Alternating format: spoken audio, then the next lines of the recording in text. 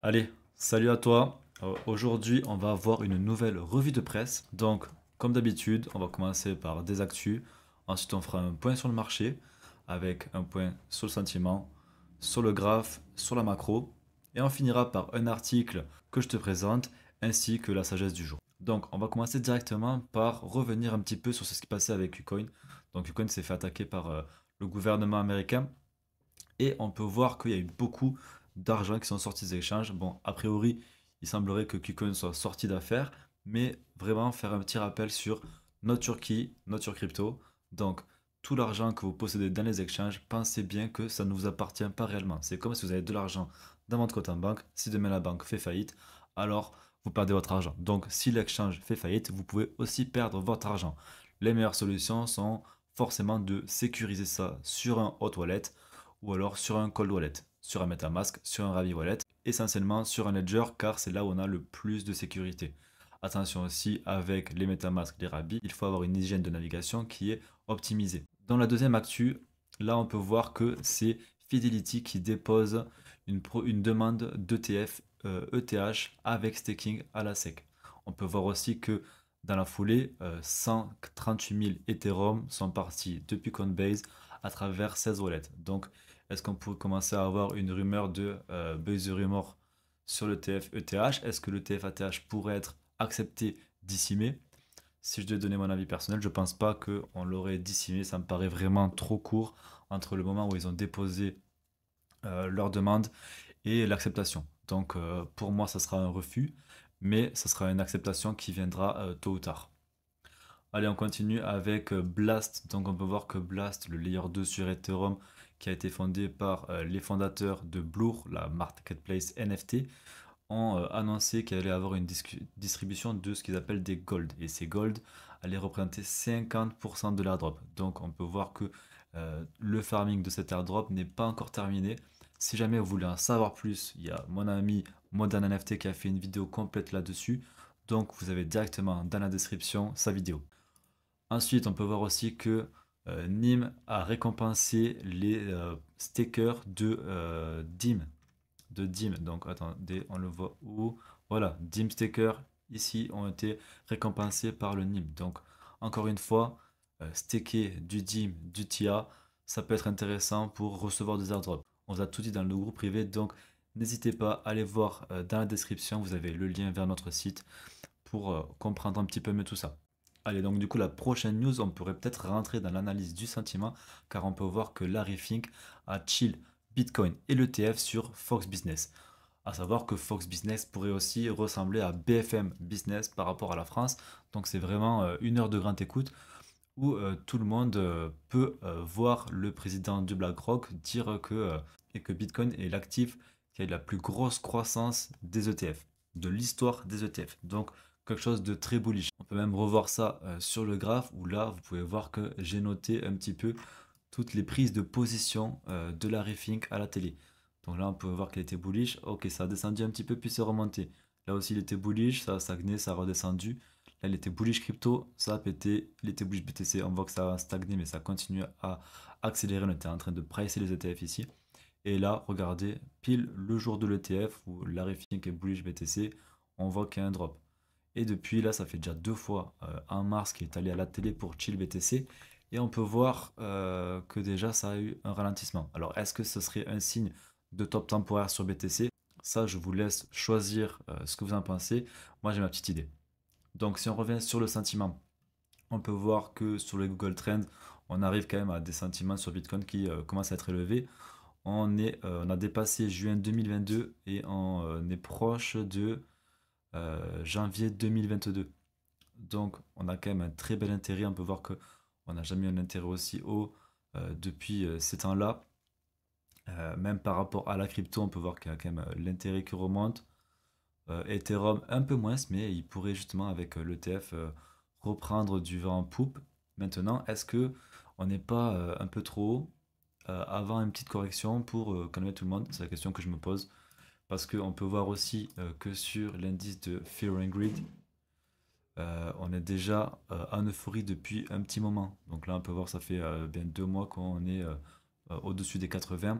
ça commence à faire quelque chose d'intéressant, peur qu'à chaque fois qu'on a quand même traîné au-dessus des 80, on a eu un changement de sentiment. Est-ce que cette fois-ci ça va faire pareil? Est-ce qu'on se rapproche d'une petite pause? C'est une bonne question. Alors, concernant les liquidations, là, on va aller regarder tout ça. Donc, sur 24 heures, on peut voir qu'on a des liquidations au sud, des liquidations au nord. Donc, on peut voir qu'il y a une petite incertitude par rapport au marché. Et du coup, on va essayer de voir ça, de réduire un petit peu les time frames. On pourrait très bien revenir taper 72 pour venir chercher la liquidité. Car on peut voir qu'à court terme, on n'a pas trop de liquidité au sud. Mais plus on dézoome, plus on se rend compte que là, il y a quand même de la liquidité. Donc là, on a quand même pas mal de liquidité aussi à aller chercher, surtout toute cette liquidité cumulée. Voir qu'il y a quand même de la liquidité aussi au nord. Donc, aller un petit peu au nord pour rechuter, ça paraît pas déconnant. Voyons voir sur un mois. On peut voir qu'il y a quand même pas mal de liquidité à aller chercher au nord avant de peut-être aller chercher la liquidité qu'il y a au sud. Mais ce qui va m'intéresser, ça va être plutôt la liquidité qu'on peut voir sur 3 mois. On peut voir qu'il y a des poches de liquidité sur les 50 000 qui sont quand même immenses comparées au reste. Donc, est-ce qu'on est en train de former un petit double top avant justement aller chercher cette liquidité pour mieux repartir, peut-être accumuler aussi pendant un certain temps? C'est une bonne question. Donc, attention à ça. Je trouve quand même que c'est intéressant à le regarder. Par rapport à 6 mois, ben, on peut voir qu'il y a très peu de liquidité au nord au final, mais qu'il y a beaucoup plus de liquidité à aller chercher au sud, peut-être faire peur un petit peu. Donc, par rapport aussi au funding, on peut voir que ça va. Plus la map elle est orange, plus c'est dangereux, plus il y a d'effets de levier qui sont activés. Donc là, on peut voir que ça va, ça se réactive un petit peu comparé à cette petite période après le 14 mars, qui était d'ailleurs l'un des jours que je vous ai montré tout à l'heure où Larry Fink a chill BTC. Intéressant. Donc pour l'instant, on voit qu'on a de la couleur qui revient, donc à voir comment ça évolue sur les prochains jours. Ensuite, donc par rapport à BTC, donc sur un daily, on peut voir qu'on est toujours au-dessus de ce support et que je vous avais dit la dernière fois que tant qu'on ne va pas casser ce support, on ne devrait pas aller visiter celui d'après. Donc pour l'instant, on pourrait très bien continuer à ranger, aller revenir, attaque, tac, tac, tac. On n'en sait rien. Il faut aussi penser que nous avons le halving qui arrive. Alors le halving, il est exactement dans environ 2 semaines. Donc je crois qu'il me semble que c'est le 16 avril. N'hésitez pas à me corriger en commentaire si jamais je me trompe. Donc, pour qu'on s'approche du halving, historiquement, à chaque fois qu'on s'approche du halving, il peut se passer ce qu'on appelle un sell the news. Donc, est-ce que cette fois-ci, ça va être différent? Est-ce qu'on va avoir un sell the news? Ça, c'est la question qu'il faut se poser. Donc, à voir comment tout ça évolue. Sur Ethereum, on peut voir qu'on est quand même sur cette résistance qui est devenue support, mais que ça a l'air d'avoir envie de la casser. Et on peut même voir que on a pas mal de coins, notamment parmi l'IA, qui sont en train de corriger. Bon, à part Ocean Fetch et Agix qui eux, ont fait une grosse nouvelle comme quoi ils allaient fusionner, très intéressant également. On peut voir que l'IA est en train de corriger depuis quelques jours, plutôt intéressant. Alors que à côté de ça, les RWA sont en le vent en poupe. Et ça, on peut le voir notamment grâce à Larry Fink toujours, qui est allé chiller la tokenisation d'actifs financiers. Donc, par rapport à tout ça, moi je pense qu'il faut rester un petit peu prudent, qu'on a fait quand même une très très belle hausse, car si on dézoome ne serait-ce qu'en weekly, on peut voir qu'on a eu très peu de semaines avec du rouge. Là on peut voir qu'on était quand même sur quelques semaines de très forte hausse depuis justement l'arrivée des ETF. Donc pourquoi pas un petit ralentissement, ça ferait sens, ça pourrait faire sens, et même un monthly, on peut voir qu'on est en train de clôturer, c'est le dernier jour, c'est le 31 il me semble, donc on va clôturer probablement la plus grosse bougie ever sur Bitcoin. Donc quand même c'est quelque chose, c'est un événement, et on pourrait peut-être y voir plus clair après cette clôture mensuelle, qui est aussi une clôture trimestrielle. Alors le trimestriel, elle est ici, voilà. Donc on peut voir que là aussi très grosse clôture, mais à voir comment ça se déroule.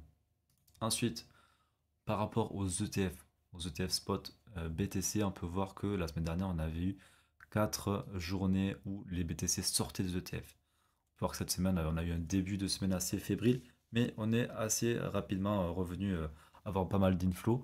Comparé à ce qui s'était passé dans le passé, on peut voir qu'on a quand même beaucoup moins d'inflows cette semaine, donc peut-être un peu moins d'intérêt par rapport à ça. À voir comment la semaine prochaine va se passer, mais ça pourrait être aussi un indicateur de quelle est la liquidité qui entre sur le marché. Si on continue, là, on peut faire une petite prédiction. Donc là, si on observe l'effet du halving depuis toujours, on peut voir qu'à chaque fois, on a eu des petites périodes de 500 jours et qu'on se rapproche du halving et à chaque fois, on a un petit ralentissement avant la grosse explosion. Donc, est-ce qu'on va aller à 350 000? Ça, c'est une bonne question. D'ailleurs, je vous laisse dire en commentaire quel est votre target sur BTC. Est-ce qu'on va aller à 350 000? Est-ce qu'on va aller plus haut? Est-ce qu'on va aller plus bas? Dites-moi, j'aimerais bien savoir votre avis. Alors, là, on va rentrer un petit peu dans tout ce qui va être macroéconomie.